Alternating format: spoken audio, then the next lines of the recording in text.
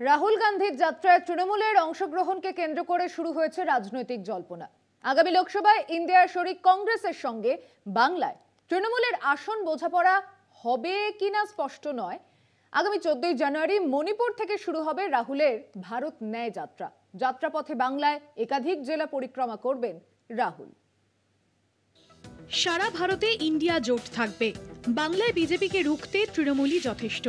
বৃহস্পতিবার দেগঙ্গায় দলের উত্তর 24 পরগনার কর্মী সভায় মুখ্যমন্ত্রী তথা তৃণমূল নেত্রী মমতা বন্দ্যোপাধ্যায় এই ঘোষণা করেছেন। বিজেপির বিরোধী ভোটারদের ঐক্যবদ্ধ হয়ে তৃণমূলের সমর্থনের আবেদন জানিয়েছেন তিনি।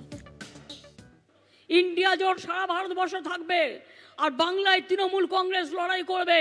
মনে রাখবেন, বাংলায় তৃণমূল কংগ্রেসই বিজেপিকে শিক্ষা দিতে পারে, সারা ভারতবর্ষকে পথ দেখাতে পারে, অন্য কোনো পার্টি নয়।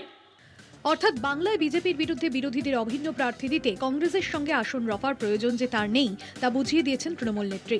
আগামী 14 জানুয়ারি থেকে মণিপুর থেকে শুরু হওয়া রাহুল গান্ধীর নেতৃত্বাধীন ভারত ন্যায় যাত্রা 1 ফেব্রুয়ারি বাংলায় প্রবেশ করবে বলে বুধবার জানিয়েছে এআইসিসি।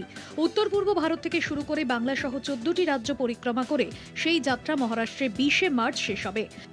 প্রধানমন্ত্রীর প্রস্তাবিত অযোধ্যায় রাম মন্দির উদ্বোধনের 10 দিন আগে রাহুলের পদযাত্রা শুরু করে শেষ হওয়ার মধ্যেই লোকসভা ভোটের দিনক্ষণ ঘোষণা করতে পারে। সেই সম্ভাবনার কথা মাথায় রেখে কংগ্রেস হাইকমান্ড চায় ইন্ডিয়ার শরিকরাও রাহুলের কর্মসূচির পাশে থাকুক। তার পরিপ্রেক্ষিতেই বাংলায় বাম ও তৃণমূলকে ঘিরে প্রত্যাশা রয়েছে কংগ্রেসের। যদিও বামেদের সঙ্গে একই সুরে রাজ্যে তৃণমূলের কট্টর সমালোচক প্রদেশ কংগ্রেস। বাংলায় কেন্দ্র বিরোধী রাজনীতির এই অন্তর্বিরোধ প্রকট। তার পরিপ্রেক্ষিতে জাতীয় স্তরে আবশ্যক হলেও রাজ্যের পরিসরে ইন্ডিয়া অপ্রাসঙ্গিক। এদিন দলীয় সভায় সেটাই স্পষ্ট করে দিয়েছেন মমতা। অন্যদিকে প্রদেশ কংগ্রেসকে জোট চাপিয়ে না দেওয়ার প্রতিশ্রুতি দিয়েছেন রাহুল স্বয়ং। ফলে শেষ পর্যন্ত রাহুলের যাত্রাপথে বাংলায় তৃণমূল পাশে থাকে কিনা তার উপর নির্ভর করছে রাজ্যে ইন্ডিয়ার ভবিষ্যৎ। কলকাতা টিভি।